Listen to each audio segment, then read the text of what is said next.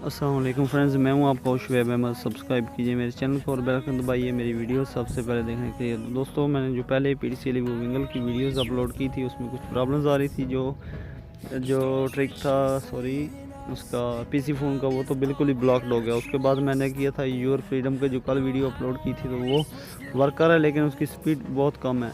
और ये video special उन लोगों के लिए है जिनके एरियाज़ में ईवो सर्विसेज आ रही हैं। ठीक है, अव्वल तो PDCL ने सर्विसेज ब्लॉक कर दी हैं। तो आपने करना क्या है, आपके पास वर्किंग एक कनेक्शन होना चाहिए।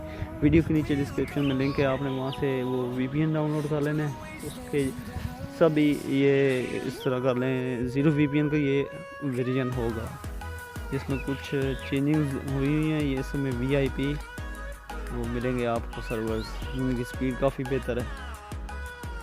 तो आपने वीडियो के नीचे डिस्क्रिप्शन से डाउनलोड कर लेना है। फिर आपने कोई ऐसी सिम आपके पास होनी चाहिए जिसमें इंटरनेट कनेक्शन हो, या वाईफाई के ज़रिए उसको आपने VPN को कनेक्ट कर लेना है। कनेक्ट होने के बाद आपने अपना डाटा जो है ईवो विंगल को ऑन कर लेना है और सिम का डाटा या वाईफाई वगैरह दूसरी बंद कर देनी है। आपने डायरेक्ट उसको ओपन कर लेना है।